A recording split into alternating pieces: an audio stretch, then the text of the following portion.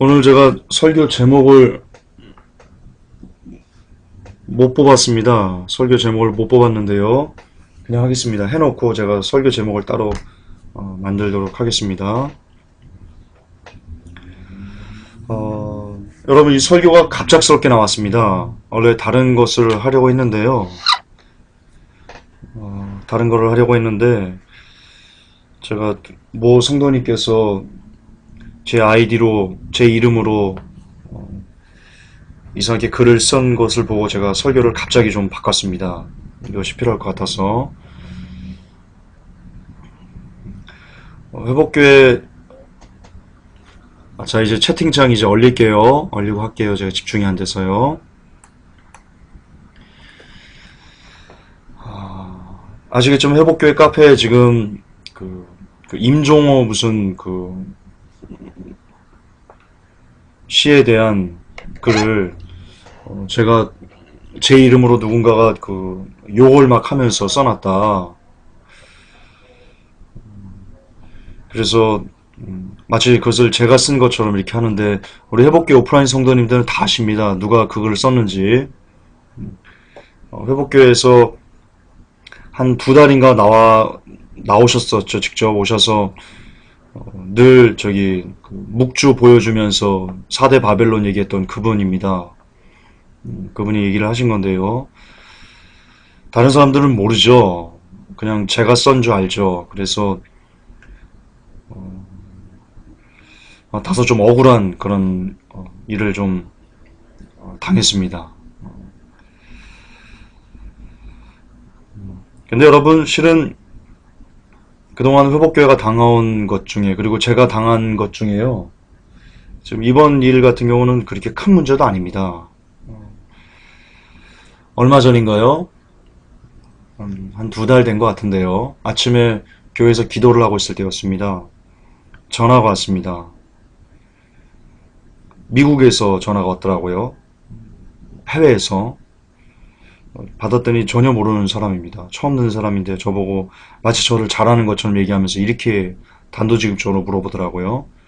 전사님, 전과가 3범이세요? 너무 뜬금없이 그렇게 물어보시더라고요. 그러면서 저한테 그렇게 얘기를 하더라고요. 혹시 전사님이 무슨 유부녀 건드려가지고 가정 파괴한 적 있어요? 아침 기도하다가 날벼락 같은 말이죠. 그게 무슨 말이냐고 그랬더니요.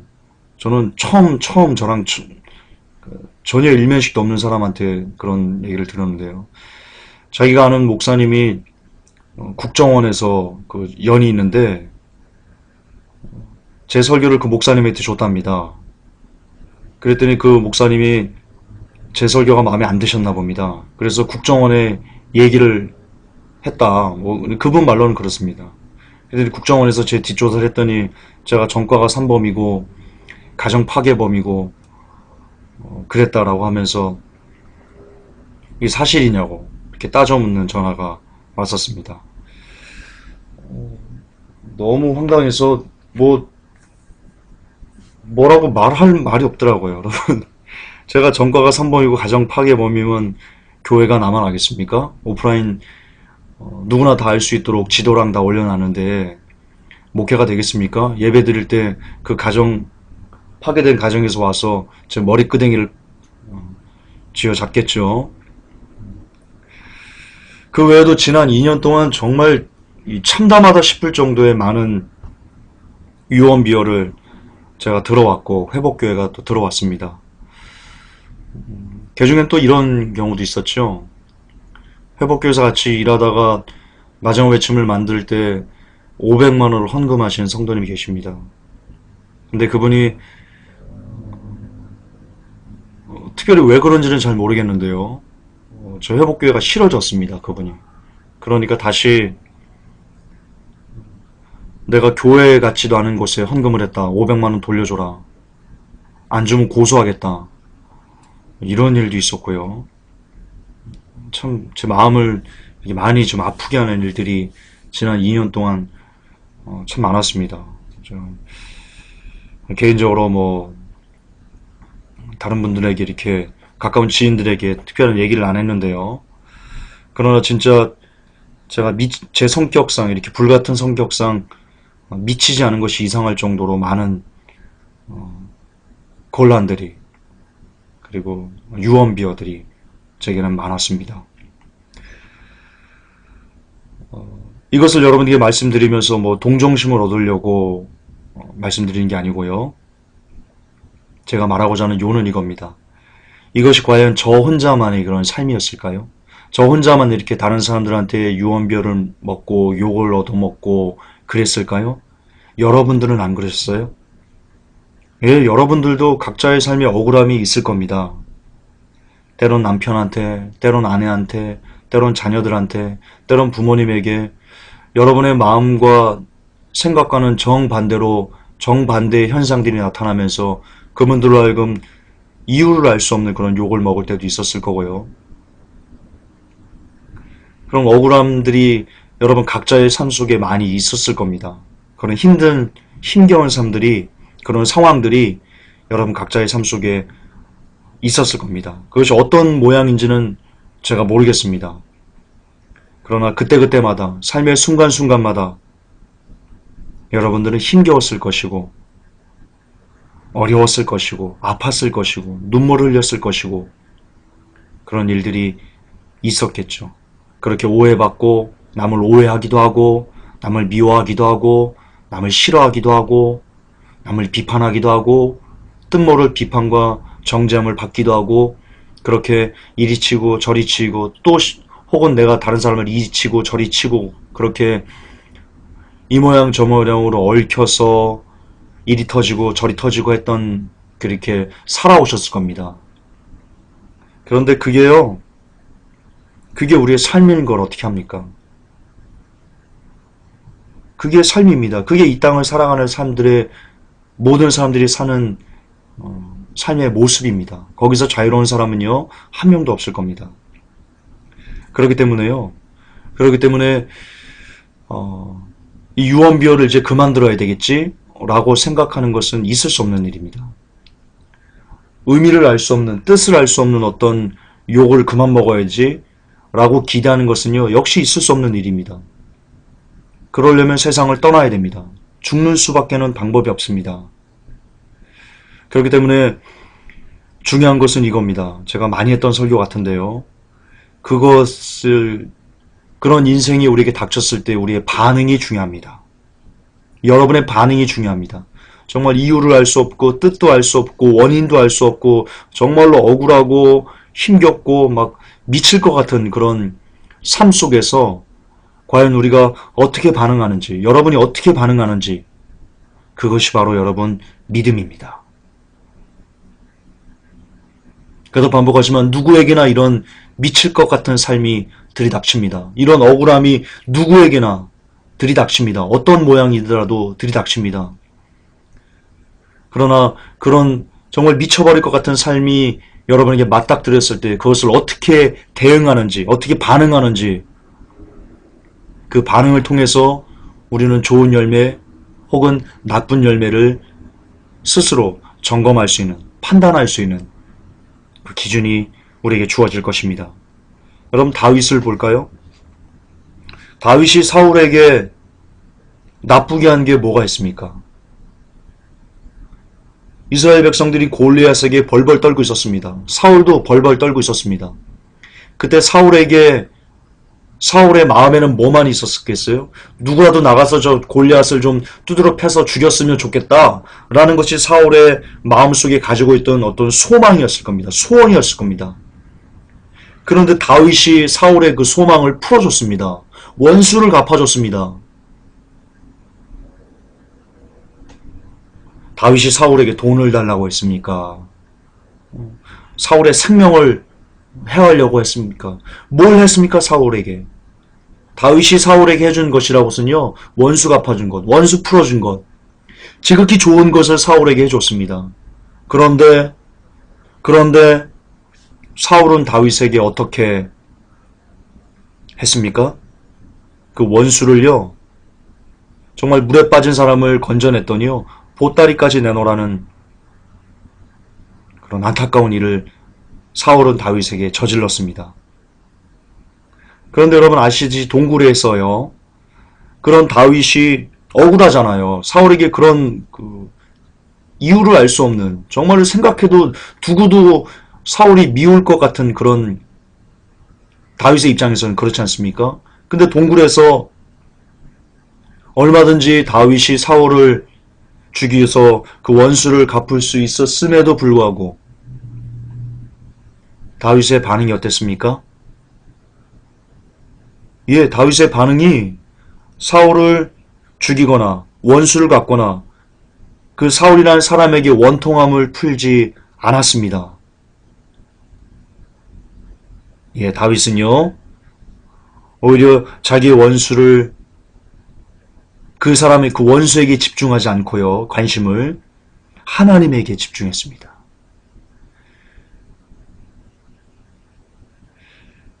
예, 여러분 아시듯이 우리 회복교회 오프라인 성도님들 아시듯이 제 이름으로 온갖 욕을 써놓은, 그래서 제가 마치 개쓰레기 취급을 받도록 저에게 만들어준 그 사람 누군지 아시죠? 제가 그분에게 무엇을 했습니까? 그분 오면 뭐 적더라도 밥 같이 먹어요. 그리고 끝나면 피곤한데 마두역까지 태워다 줘요. 제가 그분에게 뭐 싫은 소리를 한 번을 했습니까? 뭐 그냥 정말 없습니다. 물론 다윗이 사울에게 했던 그런 큰 은혜는 아니지만 정말 보잘것없는 일이지만 어쨌든 그분에게 그렇게 누가 되는 일을 저는 하지 않았습니다. 그런데 그분은 저에 대해서 무엇이 그렇게 마음이 아팠는지는 모르겠지만 물에 빠진 사람 건져낸 것은 아니지만 어쨌든 보따리 내놓으라는 식으로 그렇게 하고 있습니다. 그러나 제가 하나님의 사람이라면 제 마음에 다윗의 믿음이 있다면 저 역시 그분을 그렇게 대해서는 안 됩니다. 뭐 명예훼손으로 고소해요? 안 됩니다. 그래서는 안 됩니다. 그 사람에게, 제게 악하게 했던 그 사람에게 집중하면 안 됩니다. 제가 전과가 산범이고 가정 파괴범이라고 유언비어를 퍼뜨리는 미국의 어떤 목사님에게 제가 집중하면 안 됩니다. 다윗이 사울에게 집중하지 않고 하나님에게 집중했듯이 역시 저도 이렇게 유언비어를 퍼뜨려서 저를 나쁘게 말하는 사람들에게 집중해서 그 사람들에게 어떻게 원수 갚아야지 라는 것에 집중하지 않고요. 다윗이 하나님에게 무릎을 꿇고 하나님에게 모든 것을 올려드렸듯이 저 역시 하나님에게 이 성도님을 올려드리고 그 미국의 그 목사님을 올려드리고 그렇게 하나님만 봐야 됩니다. 여러분도 마찬가지입니다. 여러분도 여러분의 각자의 삶 속에 억울함들이 있을 겁니다. 왜 없겠습니까? 그게 인생인데. 그러나 그럴 때마다 여러분을 아프게 하고 여러분을 힘들게 하고 여러분을 고통스럽게 한 사람에게 여러분이 집중하면 안 됩니다. 그것은 하나님의 사람의 방법이 아니기 때문입니다. 여러분들은 그 너머에 계신 그 모든 것을 지켜보시고 주관하시고 다 선악간에 심판하시는 그분에게 온전히 맡겨드리고요. 그분에게 시선을 고정하셔야 됩니다. 아멘. 그것이 믿음입니다. 그렇게 사는 사람, 그렇게 여러분들을 힘들게 하는 사람들에게 관심을 두지 않고 오히려 그 모든 것을 보시는 하나님에게 관심을 두는 사람, 그 사람이 이 마지막 때에 좋은 열매를 맺어가는 아름다운 믿음의 사람인 것입니다. 할렐루야, 그렇습니다. 모세도 볼까요? 여러분, 모세가 이스라엘 백성들을 건져냈습니다. 노예가 뭐가 좋습니까? 노예 생활하는 게 뭐가 좋겠습니까? 근데 어쨌든 이 모세가, 하나님께서 모세를 쓰셔가지고 홍해에서 이집트 백성들을, 이집트 군사들을 다 수장시키고 반석에서 물을 내서 먹이시고 만나와 메추리라기로 그들을 흡족하게 하시고 그렇게 그들을 노예 신분에서 자유인으로, 프리맨으로 만들어주는데 쓰임받은 사람이 바로 모세입니다. 백성들에게 모세는요, 구원자입니다. 물론 전적인 구원자는 하나님이지만 그것이 통로가 됐지만 인본적으로 봤을 때는요, 이 백성들은 모세에게 대단히 고마워해야 됩니다.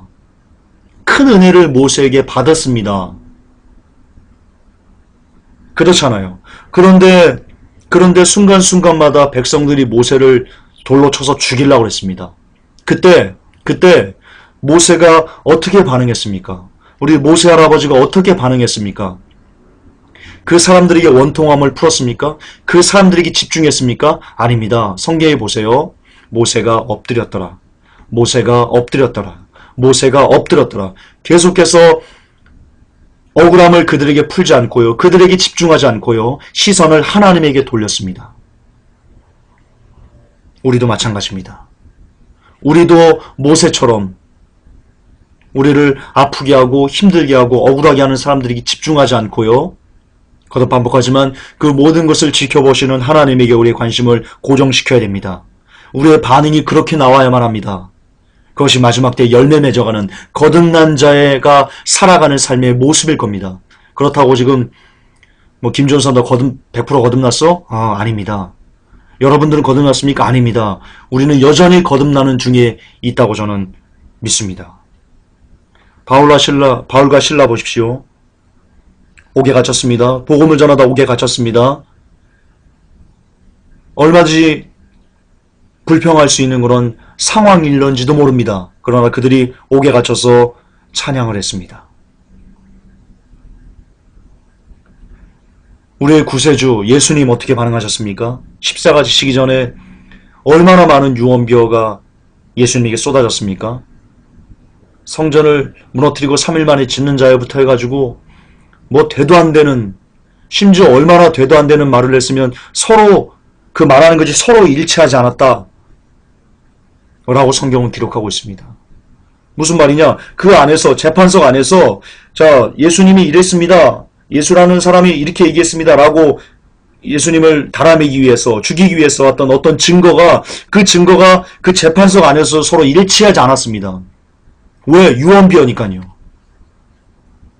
그러나 예수님은 그렇게 자신에게 억울하게 하는 사람들에게 시선을 돌리지 않았습니다. 예수님은 그 모든 것을 다 하나님께 드리고 모든 것을 그렇게 묵묵히 잠잠히 참아내시고 그냥 오직 하나님만 바라봤습니다. 그렇습니다.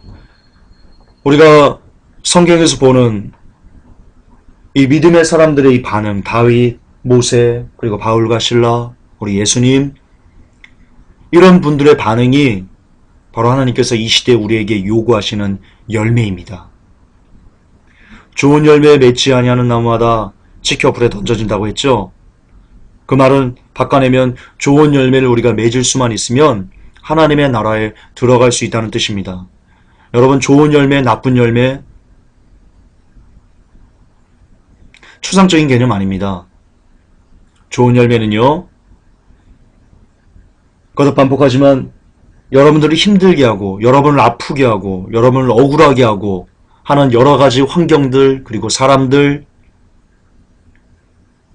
이런 것에서 그 환경이나 그 사람을 보면서 그들에게 원통함을 쏟지 않는 것, 그냥 그런 환경과 그런 사람들에게도 불구하고, 그럼에도 불구하고 여러분들이 그냥 하나님만 바라보는 것, 하나님만 생각하는 것, 하나님께만 모든 것을 올려드릴 수 있는 것, 여러분, 그게 좋은 열매입니다.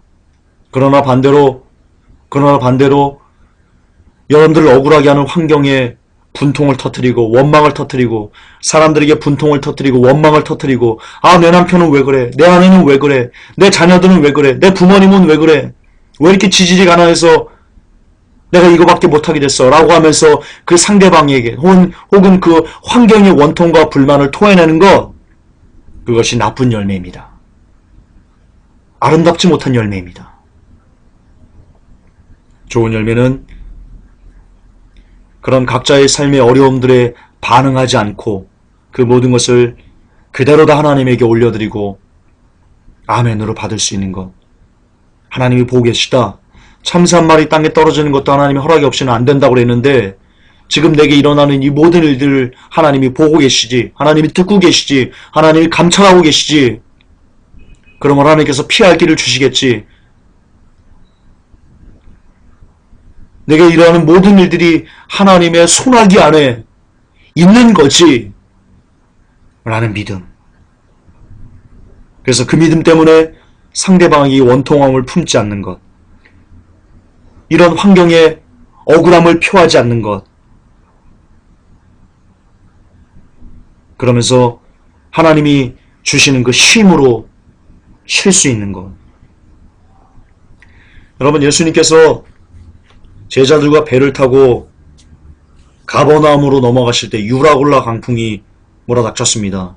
그래서 배에 물이 가득 차서 이제 배가 파선할 지경이 되었습니다. 제자들이 난리가 났습니다. 예수님을 깨웁니다. 예수님, 예수님, 예수님, 예수님, 우리가 죽을 것 같은데 지금 뭐 하세요? 일어나세요. 예수님, 예수님. 그런데 예수님께서 일어나십니다. 일어나셨어요. 바람과 바다를 잠잠하게 하시고는요, 제자들에게 이렇게 얘기합니다. 왜 두려워하느냐? 어찌하여 무서워하느냐? 그러면서 뒤에 뭐라고 말씀하십니까? 믿음이 적은 자들아. 믿음이 적은 자들아. 여러분, 굉장히 중요한 의미가 담겨 있습니다. 예수님과 그리고 제자들이 같이 배를 타고 가는 그 바다는요, 여러분, 비유적인 의미로 세상입니다. 우리가 예수님과 함께 세상을 살아가고 있습니다. 그러나 세상은 절대로 잠잠하지 않습니다. 우리가 사는 세상은 늘 평안하지 않습니다. 평탄하지 않습니다. 그것은 삶이 아니기 때문입니다. 가끔은 유라굴라와 광풍 같은 그런 엄청난, 내가 지금 당장 숨이 꼴까닥 넘어질 것 같은 완전 경제적인 파산도 올 수 있고요. 큰 질병도 올 수 있고요. 너무나 억울한 일도 당할 수 있고요. 너무나 눈물 나는 일도 벌어질 수 있고요. 정말 어떻게 살아? 그냥 죽어버리고 싶어. 라고 할 정도의 심각한 일들이 우리가 사는 세상에는, 그리고 여러분들에게는 들이닥친다는 겁니다. 모든 사람들에게 들이닥칩니다. 왠지 아십니까? 심지어 예수님하고 같이 그 길을 걸어가는 사람들에게도 그런 풍랑이 닥친다니까요. 하물며 예수님 없이 이 땅을 살아내는 사람들에게 그런 삶이 얼마나 더, 아니, 누구나 다 공평하게 그런 삶이 다가오는 겁니다. 예수님과 함께 그 길을 걸어가는 사람도 그런 인생의 풍랑을 만나고요. 예수님 없이 길을 가는 사람들도 똑같이 인생의 풍랑을 경험합니다. 그런데 문제는요. 그런 인생의 풍랑에서 어떻게 하지? 이 환경 어떻게 하지? 저 사람 왜 나한테 이러지? 라고 하면서 어떤 사람이나 어떤 환경을 보면서 막 죽겠다는 사람들, 그들을요, 예수님은 뭐라고 말씀하시냐면 이 믿음이 없는 자들아 라고 말씀하신다는데 우리는 주목해야 됩니다. 여러분, 믿음이 없으면요,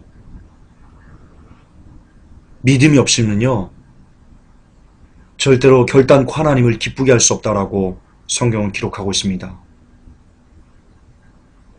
그리고 믿음이 없다는 것은요, 죄송하지만 여러분이 우리가 천국에서 대단히 멀리 있다 라는 것과 동의어입니다. 잊지 마십시오. 여러분이 인생에, 여러분이 가는 곳에 어떤 풍파와 어떤 환난과 어떤 곤고함과 어떤 어려움이 있을런지는 모릅니다. 어떤 유형의 아픔들이 여러분들이 있을는지는 모릅니다. 그러나 주님은 이 시간 우리에게 요구하십니다. 믿음을 가져라. Believe the Jesus. 그러면 두려워하지 않게 될 것이다. 여러분, 그 말에 고물에서 주무시는 예수님의 비유는요, 이겁니다. 여러분의 인생에, 여러분의 환경에 너무나 억울하고 아프고 괴롭고 고통스러운 일이 있습니다. 그러나 그때에도 그 환경 보지 않고 고물에서 주무시는 예수님, 저기 예수님이 계시지. 지금 바다에 이 배에 물이 가득 찼어요. 그래도 이 물이 가득 찬 그 배의 모습을 보지 않고 배의 고물에서 주무시는 예수님에게 시선을 고정하면, 그러면 두렵지 않을 수 있다는 겁니다. 왜 두려운 겁니까? 왜 힘든 겁니까? 왜 불평하는 겁니까? 왜 원망하는 겁니까? 이 배에 예수님이 같이 타고 이 항해를 가고 계신다라는 것에 대한 그 믿음이 없기 때문에, 예수님이 나와 함께 하셔 라는 믿음이 없기 때문에, 예수님을 바라보지 않기 때문에, 하나님이신 전능하신 하나님을 바라보지 않기 때문에 여러분의 삶은 지금 고통 가운데 있는 겁니다. 여러분은 괴로움 가운데 있는 겁니다. 손호영 씨는 자살 시도를 한 겁니다. 손호영 씨가 예수 그리스도를 믿었다면 그분의 인생에 하나님께서 모든 사람들과 같이 걸어가고 싶어 한다는 그 마음을 아신다면, 그리고 그분이 전능하신 하나님이시라는 것을 믿는다면, 온 우주가 그분으로부터 창조되었다는 것을 믿는다면, 그분이 우리의 아버지시라는 것을, 가장 사람들에게 좋은 것을 주시는 분이시라는 것을 믿을 수만 있었다면, 손호영 씨는 자살 시도를 하지 않았을 것이고, 최진실 씨는 자살하지 않았을 것이고, 최진영 씨는 자살하지 않았을 거고, 이 시대 수많은 사람들은 그렇게 비참한 인생의 말로를 경험하지 않았을 것입니다. 그리고 이것은 이 시간 이 설교를 듣는 여러분들에게도 똑같이 적용됩니다. 저에게도 똑같이 적용됩니다. 왜냐? 인생은 누구에게나 늘 힘든 것이기 때문입니다. 늘 힘든 것이 바로 인생, 삶이기 때문입니다. 그러나 이런 힘든 삶, 이런 힘든 인생, 돌파구가 있습니다. 쉼이 있습니다. 진짜 하나님이 주시는 평안함이 있습니다. 누굽니까? 주 예수 그리스도입니다. 그렇습니다. 예수만 보면 됩니다. 예수님만 붙잡으면 됩니다. 예수님에게만 들어가려고 애를 쓰면 됩니다. 그러면 여러분들이 지금 당하는 고통, 여러분이 당하는 끔찍한 환경, 여러분이 당하는 철저한 괴로움들, 모든 것이 no problem이 될 것입니다.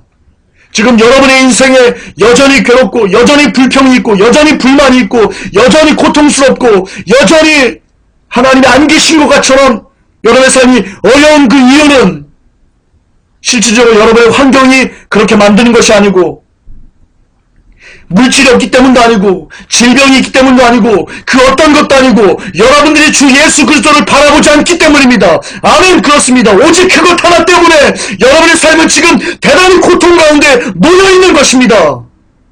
억울한 가운데 피를 토하는 그런 삶을 살아내고 계시는 겁니다. 그러나 예수만 보면 끝납니다. 예수님에게만 집중하면 그 모든 것이 no problem이 되어버릴 것입니다. 할렐루야. 아멘. 그렇습니다. 고문에 예수님이 계십니다. 여러분의 인생의 배에 예수님이 같이 타고 지금 주무시고 계십니다. 그분만 바라보면 됩니다. 성경은 얘기합니다. 항상 기뻐하라. 쉬지 말고 기도하라. 범사에 감사하라. 이는 그리스도 예수 안에서 너희를 향하신 하나님의 뜻이니라. 우리를 향하신 하나님의 뜻이 뭡니까? 우리가 항상 기뻐하는 겁니다. 어떻게 항상 기뻐할 수 있습니까? 즉 여러분의 인생이 물질적인, 환경적인, 그리고 뭐 기타 여러 가지 상황 가운데 기뻐할 수 없잖아요. 솔직히 기뻐할 수 없는 환경들이 많잖아요. 근데 주님이 기뻐합니다. 주님이 할 수 없는 것을 우리에게 요구하시는 분입니까? 하나님께서? 자, 봅시다. 하나님께서요, 야, 쟤는 저거 못해. 할 수 없어. 그걸 아세요. 그러면서도 너 이것을 해 라고 하시는 분이십니까? 하나님께서 그렇게 앞뒤가 안 맞는 것을 하시는 분이십니까? 이 세상에서 제일 논리적이고 제일 합리적이고 제일 바르게 인생을 깨뜨려 보시는 분이 하나님이십니다. 근데 그분이 이렇게 명령하십니다. 너희들 항상 기뻐해라. 이게 내 뜻이다. 할 수 있다는 겁니다. 어떻게 해요? 예수 그리스도 안에서 너희를 향한 뜻이랍니다. 우리가 예수 안에 있으면 그것이 가능하다는 겁니다. 예수님 안에만 있으면 항상 기뻐할 수 있고요. 예수님 안에만 있으면요, 쉬지 않고 기도할 수 있고요. 예수님 안에만 있으면요, 우리가 범사에 감사할 수 있다는 겁니다. 예수님 없이는 안 돼요. 분명히 항상 기뻐하라, 쉬지 말고 기도하라, 범사에 감사하라. 이는 그리스도 예수 안에서 너희를 향하신 하나님의 뜻이라고 했습니다. 예수님 안에서만 그것이 가능합니다. 없이는 기뻐할 수 없어요. 예수님 없이는 그러므로 아무것도 아니에요. everything nothing이에요. 그러나 예수님이 있으면, 우리 안에 예수님이 계시면, 우리가 예수 안에 계시고 예수님이 우리 안에 계셔서 우리가 예수님과 하나가 될 수만 있으면 everything okay입니다. 그것이 믿음의 신부입니다. 그것이 진짜 기독교의 정수 진리입니다. 아멘. 그렇습니다. 예수님 안에 있으면 기쁠 수 있습니다. 예수님 안에만 있으면 환경이 여러분들을 어떻게 못합니다. 예수님 안에만 있으면 억울함이 여러분들을 어떻게 못합니다. 예수님 안에만 있으면.